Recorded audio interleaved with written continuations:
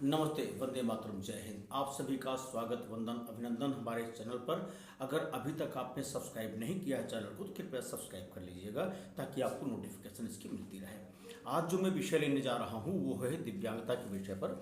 और जो दिव्यांगता का विषय है वह अपने में इतना महत्वपूर्ण होता है कि अगर डिसेबिलिटी सर्टिफिकेट नहीं है और बनवाने के लिए आप जा रहे हैं, अगर थोड़ी सी उसमें चूक हो गई तो डिसेबिलिटी सर्टिफिकेट में भी गड़बड़ी होगी और फिर उसका लाभ आपको नहीं मिल पाएगा।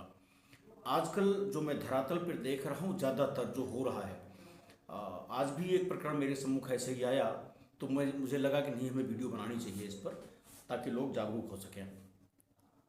आरपीडब्ल्यूडी एक्ट में जो कैटेगराइजेशन हुआ है मुख्य रूप से तो 3 कैटेगरी है: benchmark disability, person with disability, person with disability having high support need. 3 मुख्य कैटेगरी है।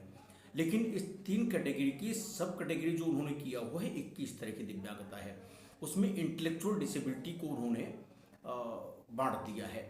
अब उसमें जो मेंटल इलनेस वाला आता है यही गड़बड़ हो रहा है। गड़बड़ इसलिए हो रहा है कि जब हम स्वावलंबन कार्ड .gov.in पर जाते हैं अप्लाई करने के लिए, हमारे गांव के लोग, ग्रामीण क्षेत्र के लोग या शहरों के ही बहुत सारे लोग जो जा रहे हैं वही यही गड़बड़ी कर रहे हैं। साइबर कैफ़े वाले को ये नहीं पता है, अगर वो इतना एक्सपर्ट होता साइबर कैफ़े क्यों चलाता। हालांकि बहुत सारे लोग हैं जो बहुत अच्छे हैं, जानकारी है।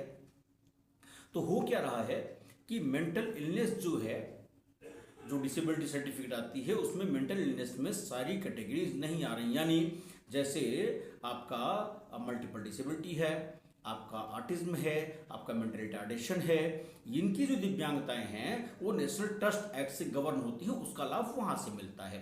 लेकिन गड़बड़ क्या हो रहा है, जब डिसेबिलिटी सर्टिफिकेट पर मेंटल इलनेस लिख कर आ जाता है तो उसका लाभ दिव्यांगजन को इसलिए नहीं मिल पाता कि वह नेशनल ट्रस्ट का एक्ट का विषय नहीं है, वो जो मेंटल हेल्थ केयर एक्ट का है और आरपीडब्ल्यूडी एक्ट का है उसका विषय हो जाता है।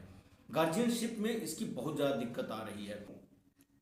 तो उसमें जब मेंटल इलनेस को आप देखेंगे तो उसमें साफ साफ लिखा हुआ है, आप ऊपर की 2 लाइनें छोड़ दीजिए। Mental illness means a substantial disorder of thinking, mood, perception, orientation और memory that grossly impairs judgment, behavior, capacity to recognize reality or ability to meet the ordinary demands of life।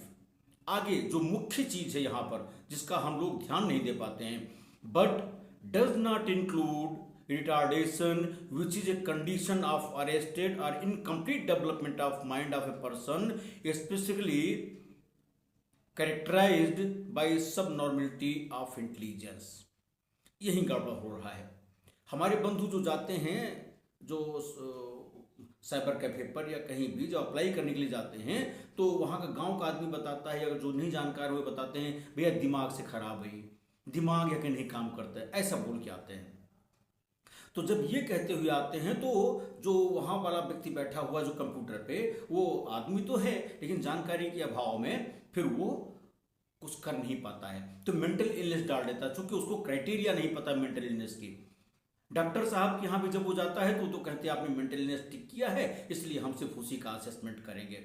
तो ये जो विसंगति आ रही है धरातल स्तर पर, ये दिक्कत पैदा कर रही है।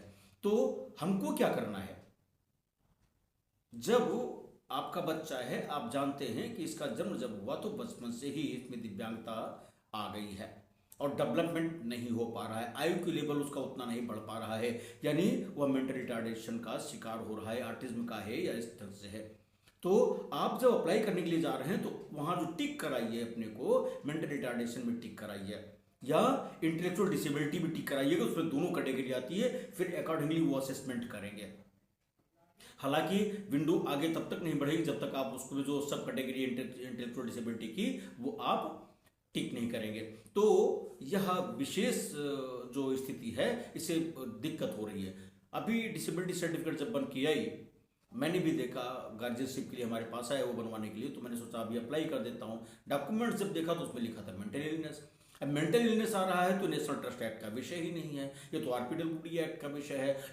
और मेंटल इलनेस ज़्यादातर ऐसी होती है जो ठीक हो सकती है दवाओं से, तो यह भी एक विषय आता है। तो टेम्पोरेरी देते हैं, मैंने देखा भी उसमें लिखा था टेम्पोरेरी। तो मेंटल रिटार्डेशन ठीक हो नहीं सकता है, टेम्पोररी देने कोई विषय ही नहीं आता फिर यहाँ पर। तो ये कमी हमारी आपकी भी थोड़ी सी है, और जो साइबर कैफे बैठे उनकी भी है, और जो डॉक्टर साहब वहाँ असेसमेंट करवाते हैं उनकी भी है। कोऑर्डिनेशन की कहीं ना कहीं कमी है। तो इसलिए हम ये निवेदन करेंगे आपसे कि आप जब भी जाते हैं तो एक बार ये मुतमईन हो ले, चूंकि आपका बच्चा है वो आप जानते हैं बचपन से इसको क्या दिक्कतें हैं। अगर 3 साल के अंदर का मामला आ रहा है, बच्चा जब बड़ा हो रहा है और कोई डेवलपमेंटल सिचुएशन नहीं बन पा रही है, तो मीनिंग देयर बाई कि मेंटल इलनेस नहीं है बल्कि मेंटल रिटार्डेशन है। नेशनल ट्रस्ट एक्ट के तहत गवर्न होने वाली ये डिसेबिलिटी है। तो इसका ध्यान रखेंगे अगर, तो दिक्कत नहीं आएगी। लेकिन अब जिसका सर्टिफिकेट बन गया है वो क्या करे?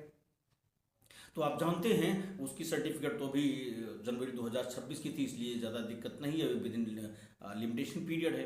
तो या तो वो जो बोर्ड है उनके सामने जाके फ्रेश एप्लीकेशन देंगे तो कहेंगे इसको आप सरेंडर करिए, दूसरा अप्लाई करिए, या दूसरा जो आपके पास ऑप्शन आता है, विकल्प आता है कि आप जब मेडिकल सर्टिफिकेट आपकी बनी, डिसेबिलिटी सर्टिफिकेट आपकी बनी, आपने ले लिया, तो आप सक्षम प्राधिकारी के समक्ष अपील करिए।